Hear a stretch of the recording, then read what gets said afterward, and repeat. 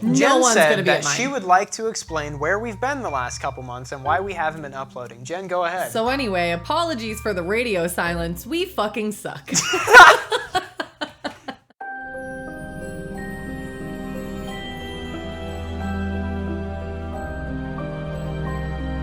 Ooh. I'm spooked. Uh-oh.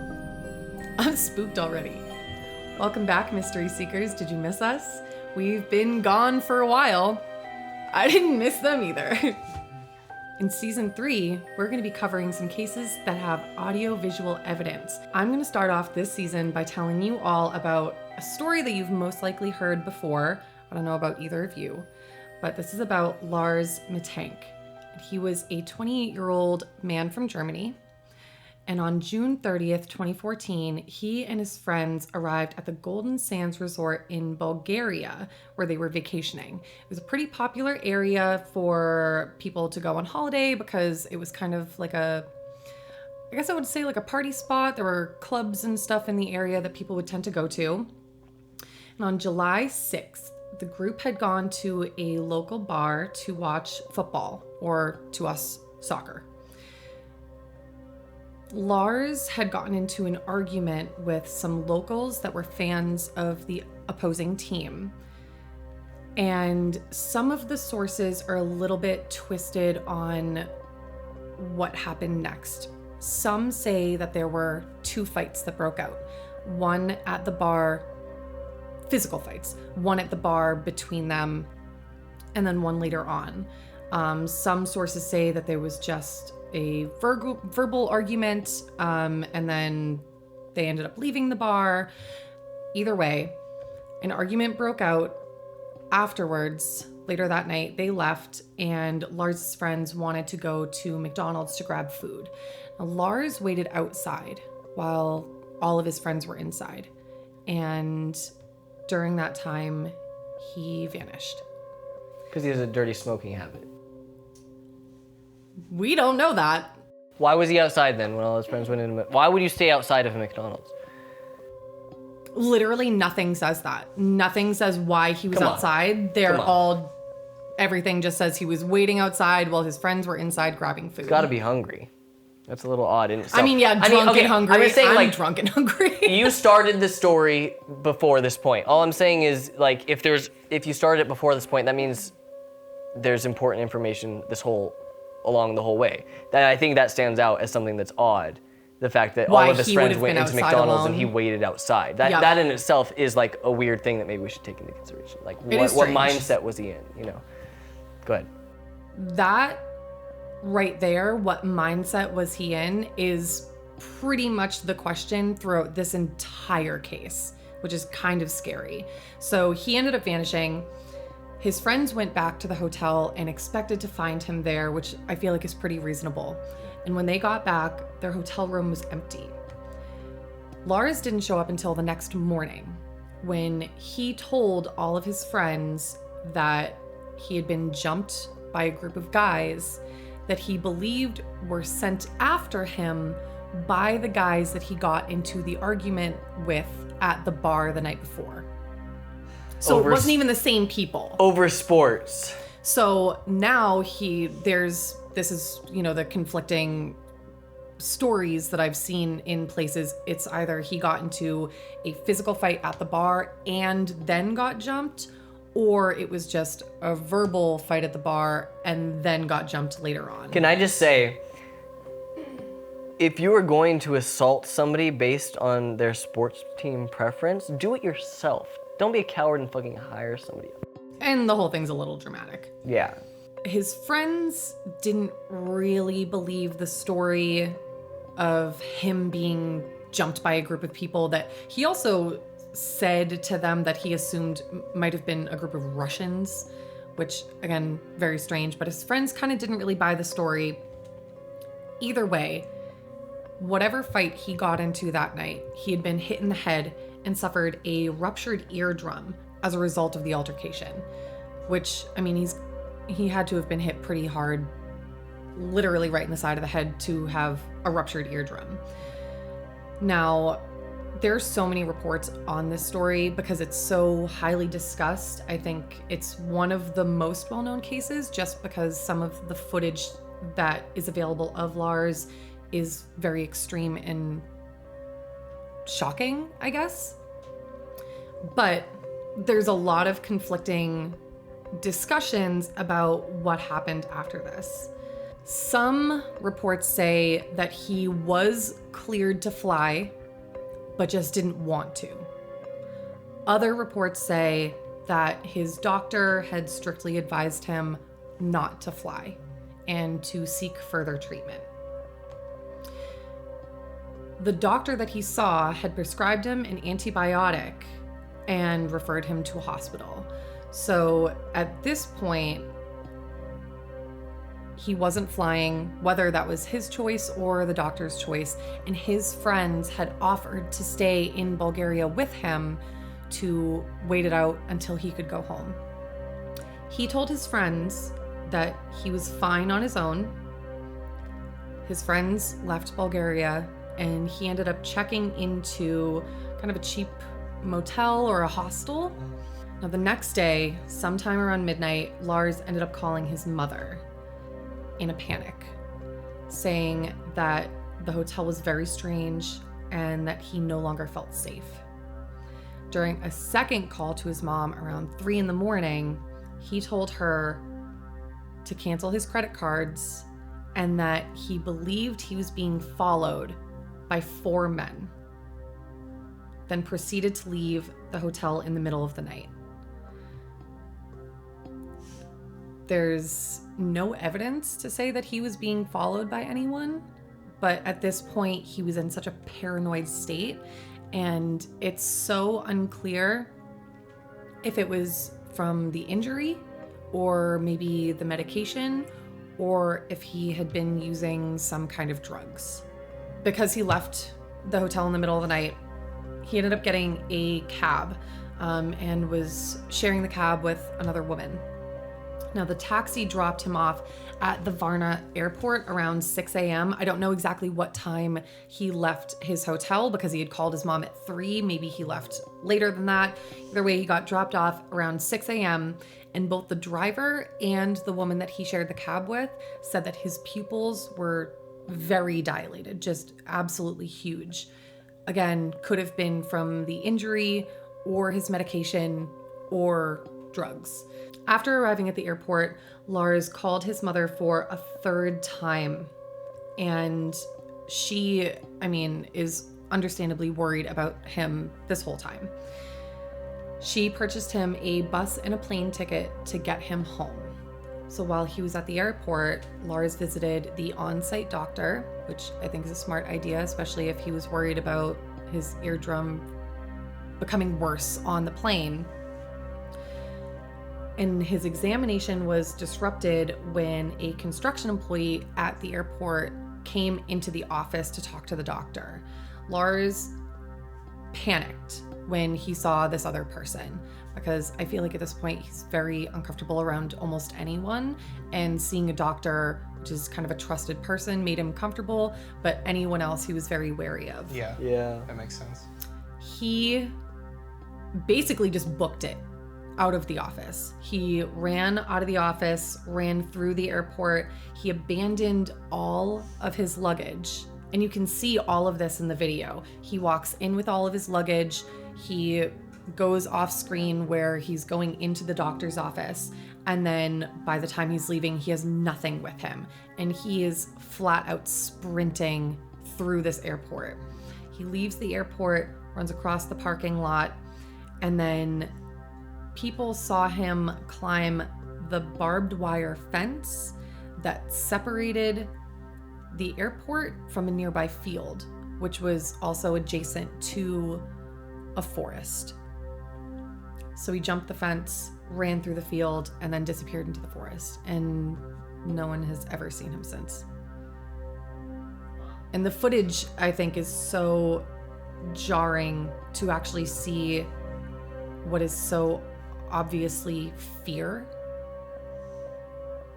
to make him abandon all of his stuff and just try to escape.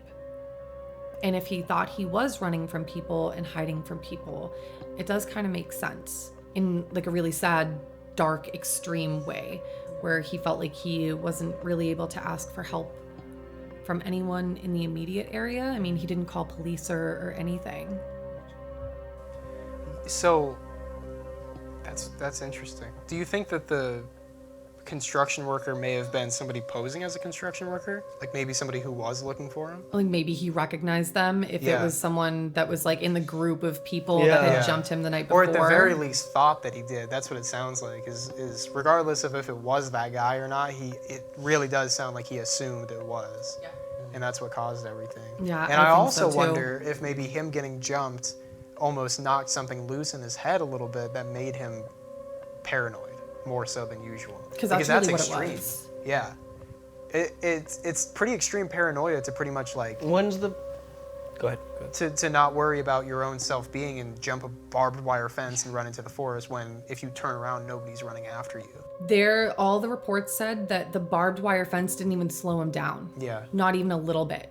It had to be fight or flight. Like he there's no way he was thinking. All of that adrenaline, like Yeah. he wouldn't have felt anything while he was doing it, and he would have been able to run forever. I mean, who knows if he even stopped at the woods when he ran there. I mean, he could have just kept running through the woods for forever until I mean he just became exhausted. Yeah. Or maybe when he finally snapped out of it, he was too far into the woods to do anything. Was He there just any went out there. sign of him after that? No. No body, Nothing. No anything. clues. Nothing. Ever. Was there ever a search for him? There was a search for him, but When? nothing. Pretty soon after it, because I mean, everything was on tape. People Heck. saw him. And I'm sure like a leave. foreigner going missing in a foreign country, Bulgaria would want to investigate that. Yep. And yeah, no searches ever came up with anything. Where was Which he from? also, Germany? Yeah, he was from Germany. Okay. But I feel like that also begs the question of, did something actually happen to him? Were people really following him and maybe they found him first? Especially with the kind of left field theory that you had, Nate, where maybe the construction worker was one of the people that wanted to find him. And they saw where he went and they were able to catch him. Yeah, it's scary and Can it's we watch really it? sad. Yeah. Yeah, I'd like to see it.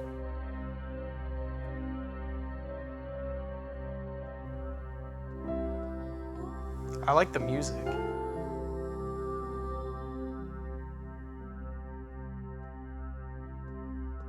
Yeah, he's running like so fast. Yeah.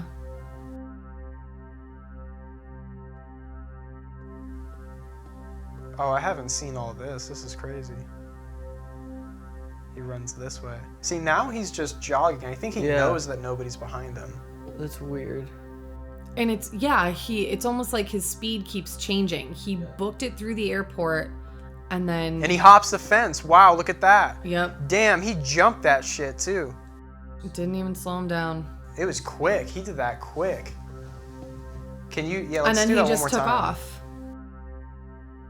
Yeah, so he comes in. Okay, is this instantaneous? No, because you said it was. He goes into the doctor's gotcha, office gotcha, here, gotcha. right? Yeah, and then it his cuts bags out are and in then the he runs doctor's out. office. So however long. Is that right? His Yeah. bags are in the doctor's office. He goes, oh, fuck that. Yep. Sprints, and then he gets out the door. He's And he's jogging. kind of jogging. He's reaching his pocket, maybe it's for his phone or something. For his phone, yeah. He's like, oh, fuck. And I think he's going, where do I go? Where do I go? Fuck it, dude, I'm out of here. Yep. To the forest. Because maybe he was looking for a cop or something. He's like, I gotta call the cops. He stops. Did you see him stop Just and he for a starts second. walking? Well, it looked like he was reaching for his phone again or something. And then he jumps and now he's running. It's crazy. That's insane. And then he was just never seen again. Yeah, that was it. I wonder why he... I mean, just suddenly changed like that. Because walking in, look, he looks completely calm.